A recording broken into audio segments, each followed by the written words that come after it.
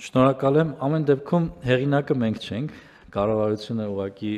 իր շտկումներն է առաջարկում եւ падգամավորը այս կերպ է նպատակահարմար համարել երկու կետի ավելացումը, որոնք մենք համարել ենք սկզբունքային, երկար քննարկումների արդյունքում падգամավորի կողմից ընդունելի է եղել։ Ես գուցե համաձայնեմ 1 տարի հետո, երբ պատկերը տեսանելի լինի, այս բանին ես առաջարկում եմ հավանություն տանք օրենքի նախագիծը մտնի կյանք, այնուհետև կտեսնենք ինչ բացեր կան, ինչ լրացումներ կան, կդիմենք խորհրդարանին օրենքի մեջ փոփոխություններ կատարելու նոր առաջարկություններով։ Պարոն Միրզոյան։ Ես ճիշտ եմ հասկանում, որ մենք սահմանում ենք 3 ժամկետ ծառայության համար պարտադիր, 24 ամիս, 4 ամիս եւ 1 ամիս, եւ եթե այո, նաեւ ուզում եի հասկանալ ինչի հենց 1 ամիս եւ 4 ամիս, ոչ թե 6 ամիս եւ 12 ամիս օրինակ։ Նու 1 ամսվա դեպքում էլի կարող եմ տրամաբանությունը ենթադրել, այսինքն նվազագույն պատրաստություն անցնեն զորակոչիկները, հետո այդ հնարավորությունից օգտվեն, բայց 4-ը չգիտեմ, կխնդրի ես բարձրաբանել։ Շնորհակալ եմ։ 24 ամիսը օրենքով սահմանված Հայաստանի քաղաքացու պարտավորություններն են, իսկ կրճատ ժամկետները վերաբերում են, դուք ճիշտ նկատեցիք, 1 ամիսը նվազագույն պատրաստության համար, որպեսզի քաղաքացին տիրապետի օգտվել զենքից եւ տարական զինվորական կանոններ, որովհետեւ այս երիտասարդները, ովքեր այդ հնարավորությունը կստանան, միևնույնն է գրանցվելու են պահեստազորում, ի տարբերություն զարտուղի ճանապարհով ազատվող այլ քաղաքացիների, որովհետեւ այսօր ինչ է տեղի ունենում։ Մեր համերկրացիները մեզնից դժգոհում են, ասում են վարժական հավաքներին, օրինակի համար մեր նախկին գյուղապետի, ինչ եւ այլն, կամ մեր համայնքի ամենահարուստ մարդու երեխեքը չեն գնում վարժական հավաքների, դուք հատուկ նրանց չեք տանում, բայց իրականությունը կայանում է նրանում, որ այդ մարդիկ ուղղակի չեն ծառայել բանակում եւ հաշվառված չեն պահեստազորում եւ չեն կարող վարժական հավաքի հրավիրվել։ Այսինքն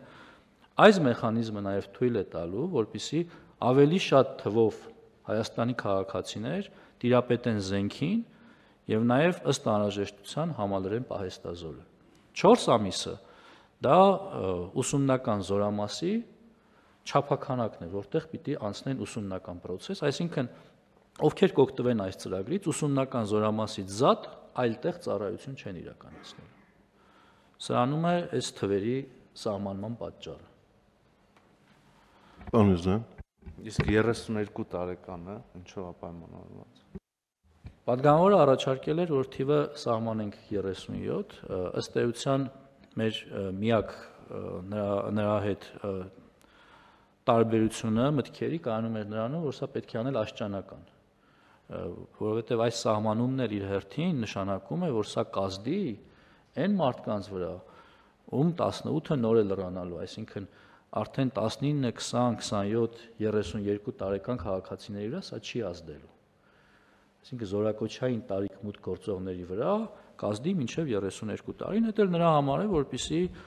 ուսումնական հաստատությունների միջոցով կեղծ գիտնականներ չունենանք, ովքեր 27 տարին լրանալուն պես ազատվեն զինվորական ծառայությունից, այլ ունենան պարտականություններ եւ օգտվեն մեր ծրագրերից միայն իրական գիտնականներ, օրինակ։ Պարոն Միրզոյան։ Այսինքն մարդիկ նախկինում սահմանված 27-ի շեմն ենք դարձնում 32 եւ մարդիկ զինապարտեն մինչեւ 32 տարեկան, ոչ թե պայմանագրային ծառայության վերց, որտեղ այնտեղ էլ շեմ ունենք, չէ՞։ Այո, խոսքը վերաբերում է 27-ը 32 դարձնելուն, այսինքն շեմը տարիքային զինապարտների փոխվում է, իսկ ինչ վերաբերում է ձեր նշած հատվածին,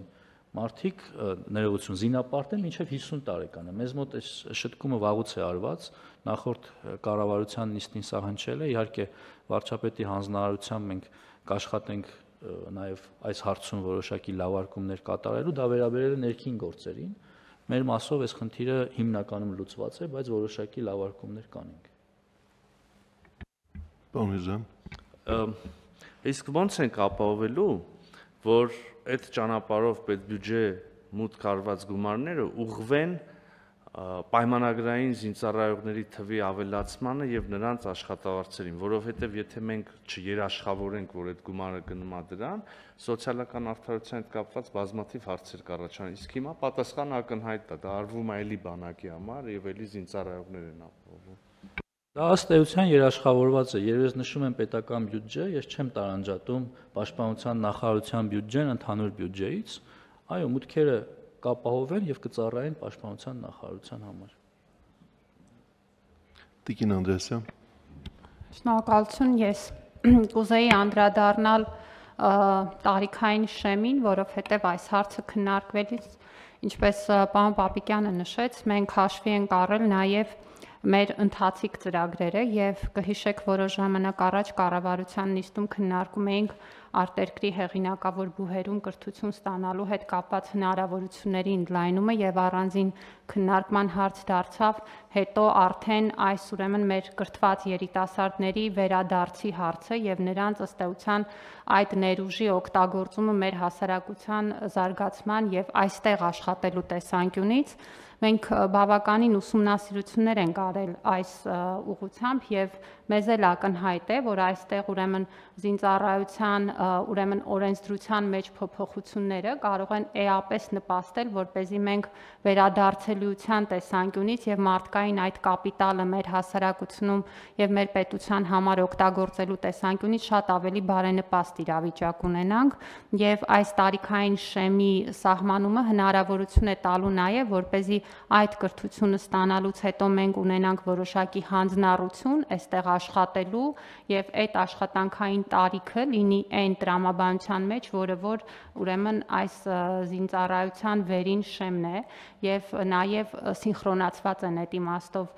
կարգավորումները, որպեսզի մի ոլորտի եւ մյուս ոլորտի կարգավորումները համահունչ լինեն եւ չխանգարեն մեկ-մեկում։ Շնորհակալություն Տիկին Անդրեասյան, պարոն Մեսրոպյան։ Շնորհակալություն պարոն նախարար, կուզենայի իմանալ դիցուք զորահավաքի ժամանակ, երբ որ արդեն պետությունը կորոշի կամ նախարարությունը X քանակի մարդ կարող է օգտվել այդ տվյալ մեխանիզմով բանակ զինվորական ծառայությունից ազատվելու համար,